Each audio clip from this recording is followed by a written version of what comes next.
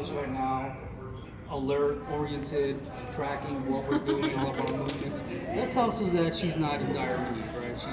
She's stable enough that we can actually take our time, take vitals, figure out what's going on. So what he's doing right now is he's taking her blood pressure, right? This here is going to monitor her heart rate, right, and her oxygenation. Right? That right there is what we call an EKG forward lead. It's gonna basically monitor her heart rhythm, and that'll give us an indication whether she's gotten some kind of cardiac issue. Right. So blood pressure and the EKG are both go hand in hand. Okay. Sometimes if we just see a high blood pressure right off the bat, or even a low blood pressure, we usually put the 4 leads on as a kind of start to paint the picture, right?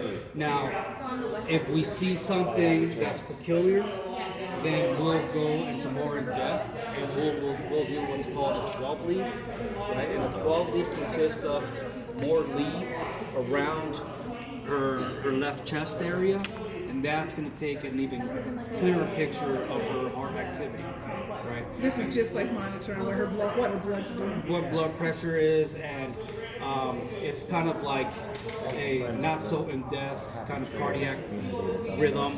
It takes it takes a picture of a cardiac rhythm, right? And that's just to get a baseline. Now, again, if we see something on the 4 lead that's peculiar, then we want to get a closer look, right? So we're going to go ahead and do a 12 lead, which is good blood pressure. She has a good blood pressure. 12 leads, Better than mine. and so it'll be a better picture. So right now, I mean, her blood pressure is better than mine. 125 or 91, right? Her heart rate is at 100% and climbing because she's a little excited, right?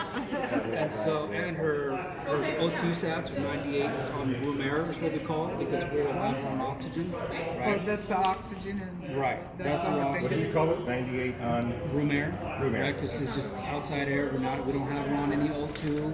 We're not supplying her with any oxygen. That's just her holding out just how it's left by her O2 cells by herself, right? Now, this breath wave here is basically these two. It's what's projecting her heart rate, right? So this one's a little bit more in depth. This You're one, getting it from the arms? yes. So the top one we're getting from the 4 lead, and this one here is just from the sensor. Like if she were to move her finger, you'll see her tack out, right? Just go like this. You see the change in activity, oh, on the bottom? right? So that's how you know if a patient is tacking out. Obviously, you'll be able to see the rate, but if the rate is inconsistent and we notice that, and it's not consistent at all, then we normally go for we check a manual just to make sure that the monitor is not doing anything funny. What's that straight one with the little blip here and there? So that's the 4 lead, right? So Oh, okay. that's the 4 lead. So this one gives you kind of like a bump, kind of just simple rhythm, right? This one gives you a little bit more in depth. Okay. Right. Now, when we attach the 12 lead, you'll see 12 different leads. Right. And so that paints you an even bigger picture. Right. Jesus and I aren't qualified to read those strips, but we are qualified to gather them to hand them over to the medic. So I think this is big.